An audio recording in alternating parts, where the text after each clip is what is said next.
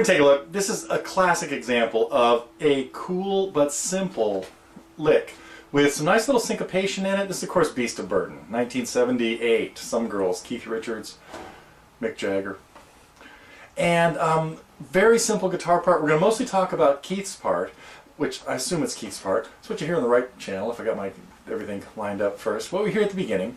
We're also going to talk about the chord progression if you were just going to play it by yourself. It's simple. 4 chords in the key of E. You can start messing around with it. 1, 4, 5, and 6. But they change. There's some nice little syncopation to it, some accents on ups that really add to it. And there's something else. Oh, and then we're going to talk about the little leads that we hear in there. A great pentatonic pattern to play a lead over this type of progression.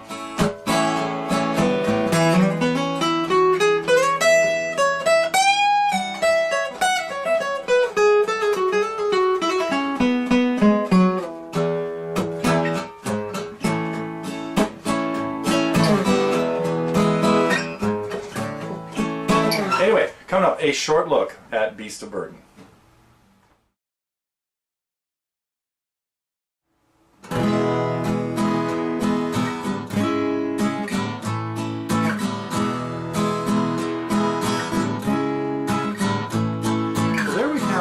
The skeleton version, or just the chord progression of the first verse. Now there's a couple variations that come along. We'll talk about those as they happen in there. I'm going to go to the 7th fret with the B chord, and a really nice little addition we could add in here is the suspended 4. Rather than playing the D sharp on the 9th fret, the 8th fret of the 3rd string, we could flatten our 3rd finger out get a B sus4 chord and head right back to,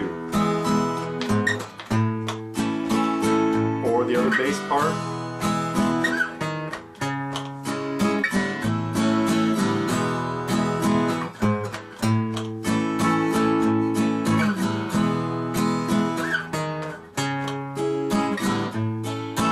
So some of the so there we have the. Again, basically the outline and a few little ways to decorate a basic rhythm guitar part that never actually happens in the song. But that's how I'd reduce it for one guitar.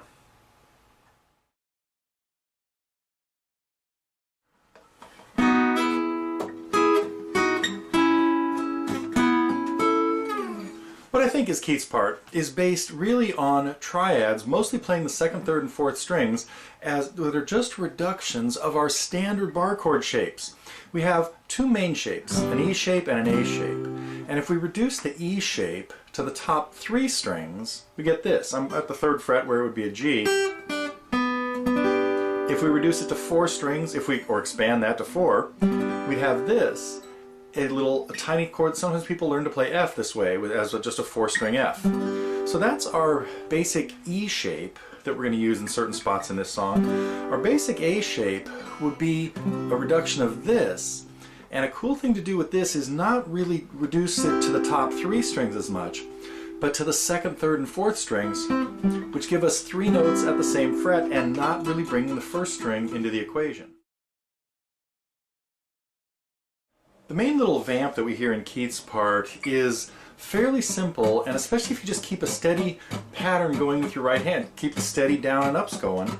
If you take a look at the tab, what we have here is starting on the and of beat 4, we're going to catch this B chord on the up. 1 and 2 and 3 and 4, and hammer it on, or flatten it out, onto beat 1. Beast of Burden is a really fun song to just noodle along with like you're a lead guitar player, and it doesn't really matter what you do. We're in the key of E, and so using our pentatonic scales, we would use pattern 1 up at the 12th fret. So I've come to the 12th fret here, and the pentatonic pattern 1 would consist of the 12th to the 14th on the 6th string, then reaching back to the 11th and the 14th, and the 11th and 14th again, 11th and 13th on the 3rd string, and then moving that shape, moving your 1st finger back to the 12th for 12 and 14 and 12 and 14. Now, pattern 6 would be the pattern that fits below this, and this is really where most of this can take place by dropping down from E to to the 9th fret to C sharp, and using pattern 6 of the pentatonics, we'd have 9 to 12, and then 9 to 11, 3 times, and 9 to 12 again. And since we're in the key of E, we usually wouldn't necessarily come all the way down here to the 6th string. A great way to start this run is to actually start at the 7th fret, which is where the E is. So what I like to do when I'm playing leads in this area of the neck, if I'm in pattern 6, is I know pattern 6 is going to go at the 9th fret. But if I slide down to the 7th fret to end it, and there is my tonic right there.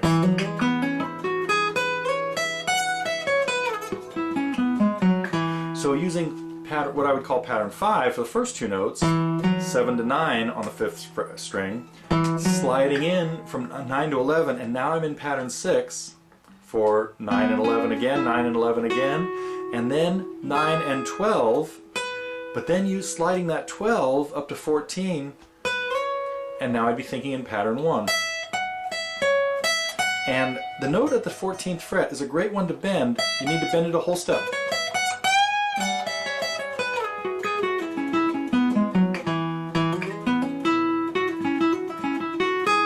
Now we can also note that Ron plays in there as Dickie Betts uses this pattern a lot as well. But another note to use as part of this improvising is one of the notes that is not in the pentatonic pattern, which would be the A at the 10th fret of the 2nd string.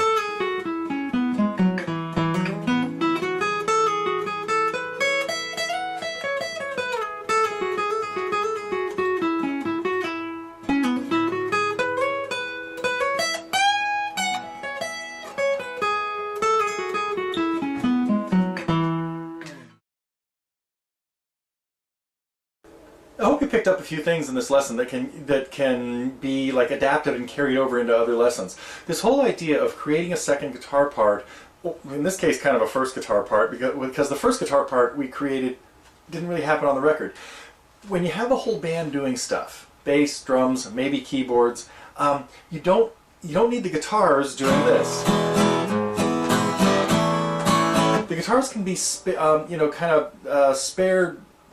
What's the word I'm looking for? Toned down to having less notes in them and just help create little colorful hints at the harmony rather than the full guitar strumming thing that you might hear in like Take It Easy or something like that, where the guitar is driving the rhythm as well. In this laid back song, we've got one guitar just doing minimalist stuff.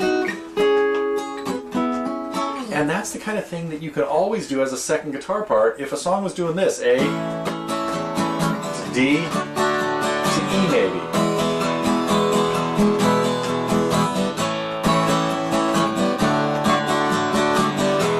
Well, I could maybe play an A chord at the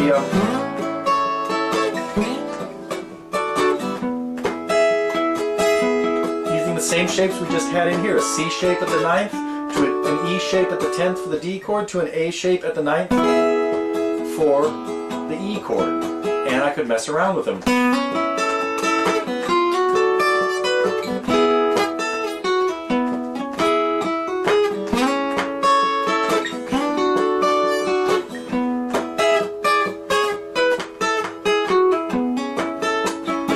Now, didn't sound like the Rolling Stones or anything, well, but a lot of their songs are based on just little ideas like that. Minimizing the guitar parts or reducing them to these triads, sometimes using the 2nd, 3rd, and 4th strings, maybe working the 1st string in as well, and then just having nice little connectors between them, hammer-ons, pull-offs, embellishments. So hope that all registered, and then, or that you can, like I mentioned before, carry that over into other songs you might be playing. The same idea with the pentatonic scales. I didn't go into the whole philosophy of pentatonics. I've got all kinds of other lessons that do that, but if you understand the 6 patterns, well, the 5 patterns, patterns 1 through 6, with no pattern 4 existing, because there's no note 4 in the pentatonic pattern, or in the pentatonic scale, you can really just, if you know you're in the key of E, you could be playing pattern 6 at the 9th fret, pattern 5 at the 7th fret, pattern 3 at the 4th fret, pattern 2 at the 2nd fret, and pattern pattern 1 doesn't quite work open because it has notes below it, so pattern 1 would of course have to be up at the 12th fret. And Beast of Burden's a great example of simplicity at its best and catchiest. I mean, this is a very cool tune.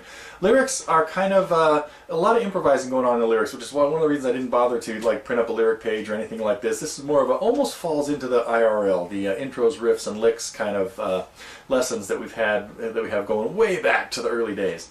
But because really, that's all you need in this. But this syncopated rhythm of hitting things upside down, accenting downs on up beats, is a really useful, more advanced technique that can come in handy, especially with playing Keith Richards type licks. There's a lot of those in there. Okay, that's it for today's look at Beast of Burden.